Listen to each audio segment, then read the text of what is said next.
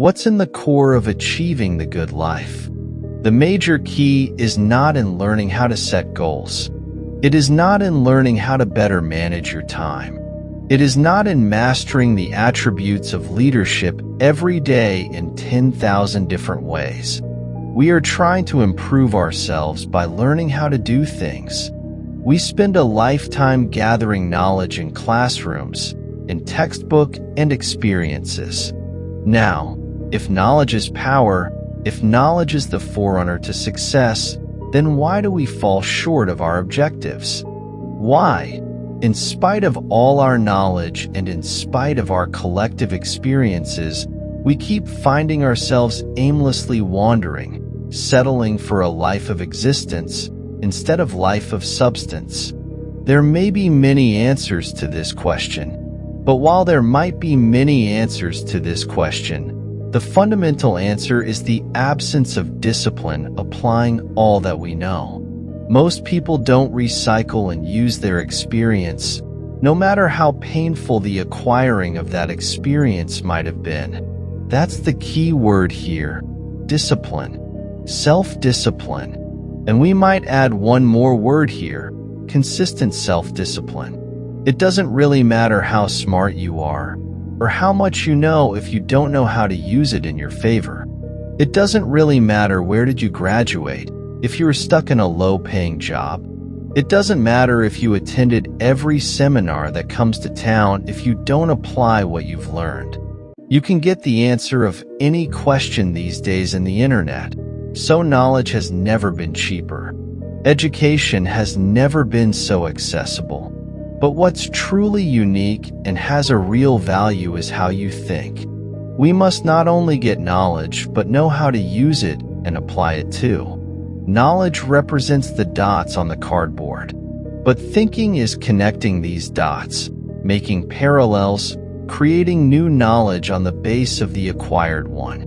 Once we apply the knowledge, we must study the results of that process, refine our approach.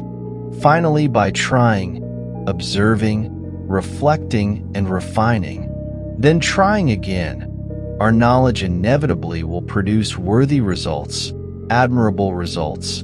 And with the joy and results of our efforts, we continue to apply, to learn, to observe, to fuel our ambition with a positive reinforcement of continued progress. Pretty soon we'll find that we're swept into a spiral of achievement, a vertical rise to success. And the ecstasy of that experience makes for a life of triumph over tragedy, dullness, and mediocrity. The correct way of being in this world, if there is such a thing, is not acting according to a set of rules. It's attempting continuously to transcend the flawed thing that you currently are. And what's so interesting about that is that the meaning of life is to be found in that pursuit. The fundamental issue is that life is full of tragedies, and it's difficult, very tragic and difficult, for everyone, and it's also tainted by malevolence. Because no matter how things are tragic and difficult, but there is always some stupid thing that you could do, or someone else could do that would make things even worse. So that's life. The flood is always coming. It's a matter of time. It's not a question of if, but a question of when. Everything in life is cycles. Ups and downs alternate. No matter how hard you try, you can't avoid the lows. But you'll have to work hard for each height if you want to have one of those too. They will require constant effort, work, and discipline. Otherwise, your life will be a continuous and constant slide down to the bottom. But if you choose to live in the process of constant self-improvement, I can guarantee you that most of the lows won't be so much of a low, and the heights will be frequent and remarkable. So work for those heights. Don't let your life to be just a free fall down to the drain. Work hard to not avoid, but get as smoothly as possible through those winters who inevitably come in life.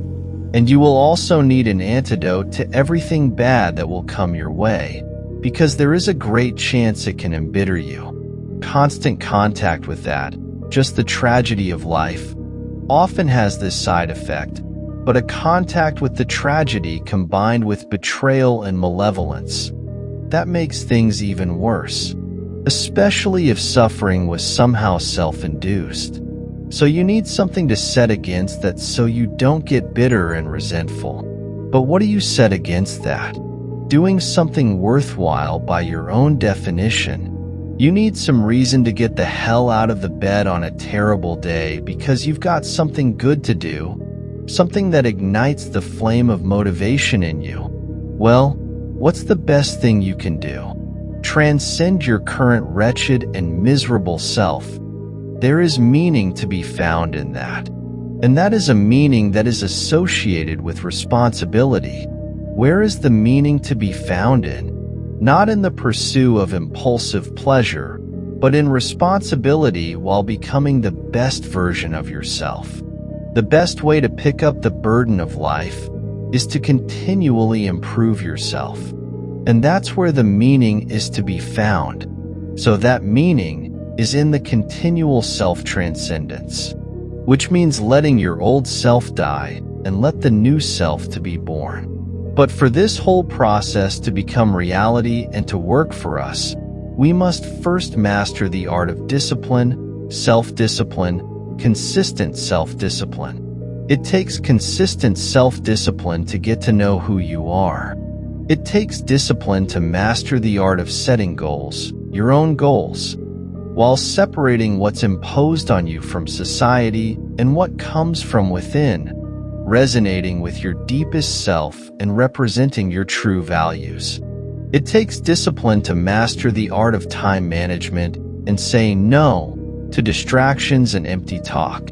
It takes discipline to master the art of leadership, to master the art of relationships and friendships. It takes discipline to learn to communicate effectively, to control bursts, and to withhold the expression of certain thoughts or emotions if revealing them leads to nothing constructive. It takes discipline to set free what no longer serves you, especially when there is love and history involved. It takes discipline to get back on your feet and move on after life punches you in the face.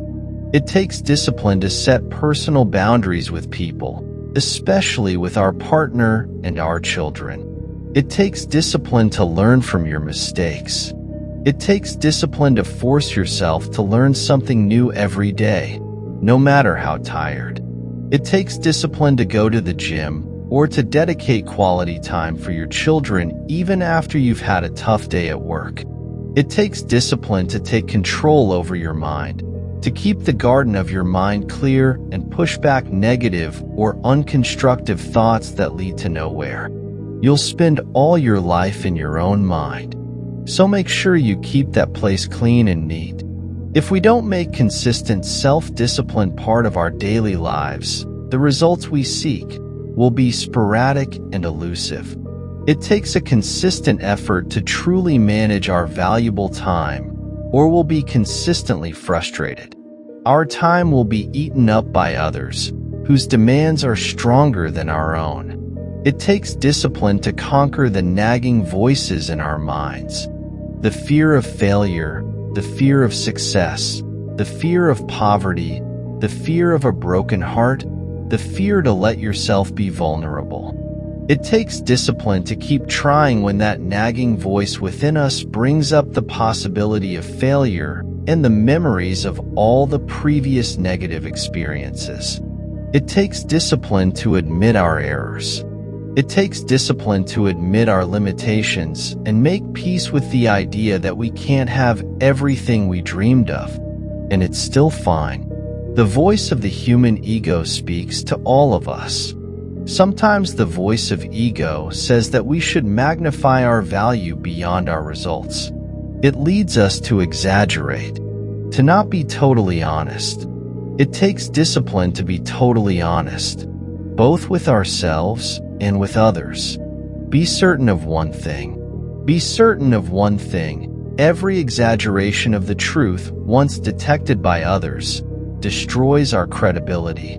and makes all that we say and do suspect. As soon as a business colleague figures out that we tend to exaggerate, guess what they'll always think? They'll never hold us in the same regard again.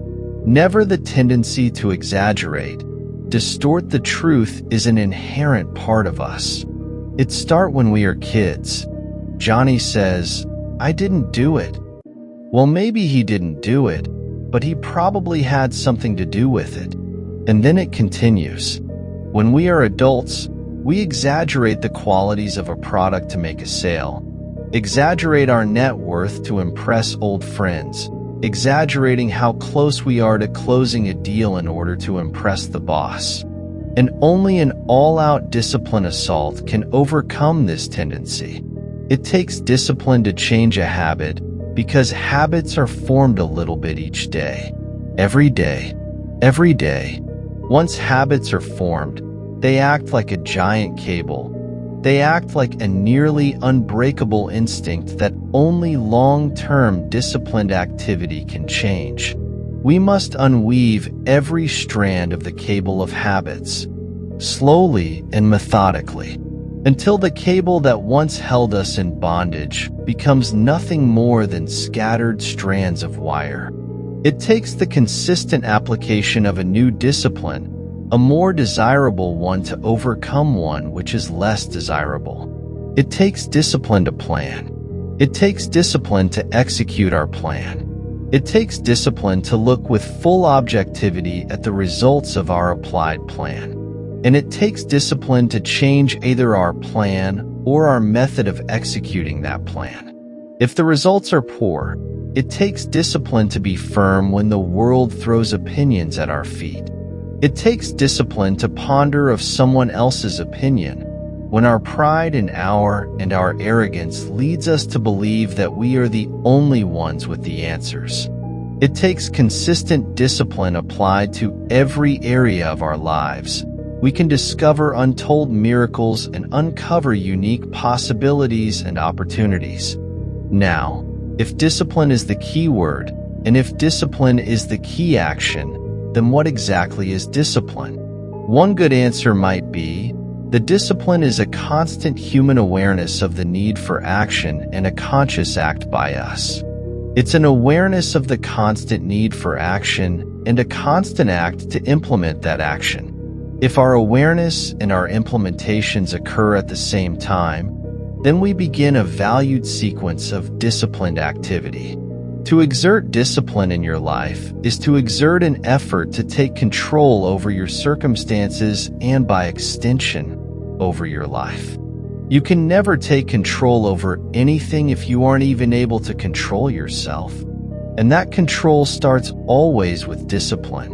Now, here is the other side of discipline. If there is considerable time that passes between the moment of awareness and the time of our implementation, then that is called procrastination. Procrastination. Doing it tomorrow instead of today. Procrastination is almost the opposite of discipline. The voice within us says to get it done. Discipline says, do it now. Do it to the best of your ability. Today, tomorrow, and always, until finally the worthy deed becomes instinctive. Procrastination says, I'll do it later. I'll do it tomorrow. I'll do it whenever I get the chance to. Procrastination also says, do what is necessary to get by or to impress others. Do what you can, but not what you must. Do the bare minimum. It also says, do what's pleasant, not what's most important and what would make the biggest difference. In every circumstance we face, we are constantly presented with these two choices. Do it now or do it later. Discipline and procrastination. A choice between a disciplined existence bearing the fruit of achievement and contentment, or procrastination, the easy life for which the future will bear no fruit, only the bare branches of mediocrity. The rewards of a disciplined life are great, but they are often delayed until sometime in the future. The rewards for the lack of discipline are immediate, but they are minor in comparison to the immeasurable rewards of consistent self-discipline. An immediate reward for the lack of discipline is a fun day at the beach. A future reward of discipline is owning the beach. Most people choose today's instant pleasure rather than tomorrow's fortune. So how can you get rid of the easy distractions? How can you keep your mind on what you're trying to do? How can you keep an attitude of doing it all and doing it now? How can you make the choice of discipline over procrastination? How can you stay focused on your ambitions? You must really work on your consistent self-discipline on a daily basis. Otherwise, you'll find yourself distracted by negative thoughts, distracted by negative people, distracted by water cooler chatter. So much depends on the type of people you've associated with in order to stay focused and not distracted by your doubts and fears.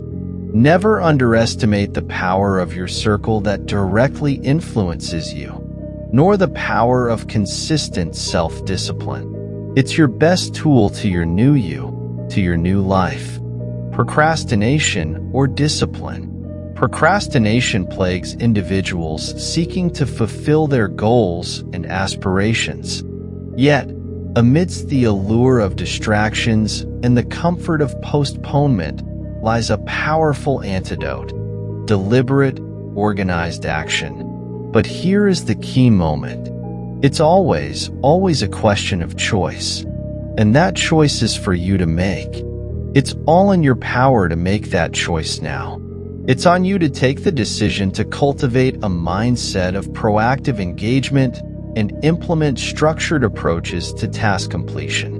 This way you can conquer procrastination and unlock your full potential for productivity, success, and personal fulfillment. At its core, procrastination thrives on indecision, avoidance, and the allure of instant gratification. However, by embracing deliberate action, you reclaim control over your time, your priorities, and ultimately, your destiny. Deliberate action entails making conscious choices, setting clear goals, and taking decisive steps toward their attainment. Instead of succumbing to the inertia of procrastination, people who adopt deliberate action seize the initiative, tackling tasks with purpose and determination. Moreover, organized action serves as a powerful countermeasure to the chaos and disarray that often accompany procrastination. Organized action involves creating structured plans, breaking down tasks into manageable steps, and implementing effective strategies for execution. By establishing timelines, prioritizing tasks, and allocating resources efficiently, you streamline your workflow and minimize the likelihood of succumbing to procrastination's grip. Organized action empowers you to approach challenges systematically, navigate complexities with confidence, and maintain momentum toward your objectives. Furthermore, deliberate, organized action fosters a sense of accountability and ownership over one's progress and outcomes. By using your discipline as a tool that commits you to specific deadlines and milestones, you hold yourself accountable for your actions and choices. This accountability serves as a powerful motivator, driving you to honor your commitments you've made to yourself, overcome obstacles, and persist in the face of challenges. Additionally, by taking ownership of your goals and aspirations, you cultivate a sense of empowerment and agency, recognizing your capacity to shape your destinies through intentional effort and perseverance. The antidote to procrastination lies in the embrace of deliberate, organized action. By prioritizing intentionality, structure, and accountability, you can overcome the allure of procrastination and unleash your potential for productivity and achievement. Through deliberate action, you reclaim control over their time and priorities, while organized action empowers you to navigate tasks efficiently and methodically. Together, These principles form a potent formula for combating procrastination, enabling individuals to realize their goals, fulfill their potential, and lead lives of purpose and fulfillment. So to become disciplined, you need to go through 3 steps. The first one is true discipline. It's not the easiest option. Most people would rather sleep until 10 than get up at 6. They would only get up, go to work, and make someone else rich, while they barely make ends meet, instead of getting up early to work on their side project that might make them a fortune and give them a sense of fulfillment. It's easier to go to bed late, sleep late, show up late, leave early. It's easier not to read. It's easier to turn on the television than to open a book. It's easier to do just enough than to do it all. Waiting is always easier than acting. Trying is always easier than doing. Imagine how much easier life would be if we didn't have to make our bed in the morning, keep our garage clean, prepare food daily, pay taxes, or show up for work early. Wouldn't it be fascinating if we didn't have to do all these things? What do you suppose would become of us? You are right. No much. For whatever the reason, the system we live in and contribute to is designed to make the easiest thing in life the most unprofitable.